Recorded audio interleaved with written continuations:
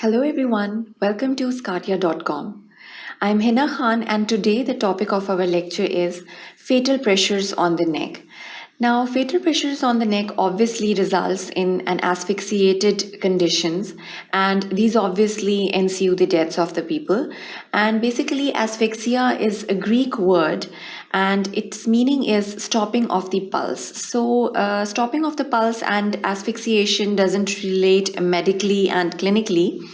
But we'll be discussing that in this lecture, what fatal pressures of the neck, what are the results of the fatal pressures of the neck, and what are the different kind of postures resulting in the neck pressures. Now, obviously, in the first section, we'll be dealing with the mechanism of death in pressures on the neck.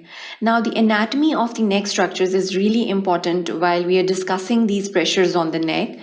The injury mechanism and the duration of the neck compression is again very important while we are detailing the death consequences and the death circumstances. It is very important to highlight the time duration for which the neck compression took place. Then we'll be discussing the causes of the reflex cardiac arrest.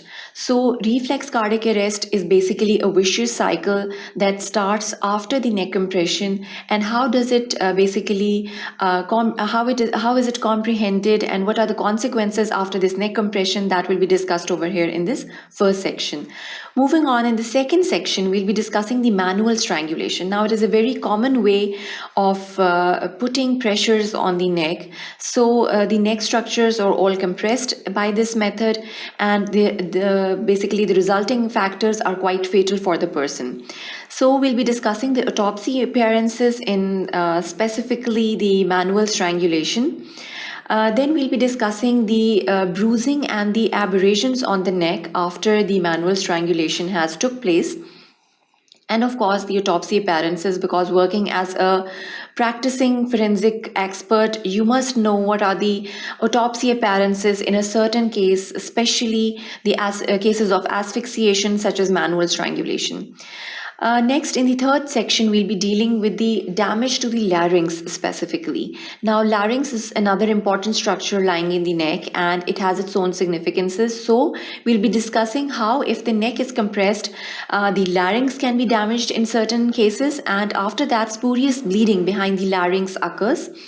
And again, it is of high importance after this bleeding occurs. Injury to the larynx is of particular significance, because after that, there are certain kind of clinical conditions that take place. So we'll be discussing that also over here. Now, damage to the carotid arteries is again another important injury that occur after the fatal neck pressures.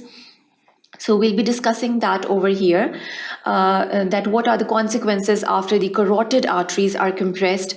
In the fourth section, we'll be dealing the strangulation by the ligatures. So ligature is basically any piece of rope or any piece of even cloth can be considered as a ligature. And if this ligature is just put around the neck and it puts pressure on the neck structures, then death can ensue, and this is known as a strangulation process.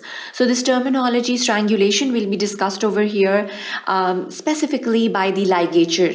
So the ligature mark and its positions are again very important, because we basically classify the deaths accordingly. Other signs of local injury in the ligature strangulations are again very important.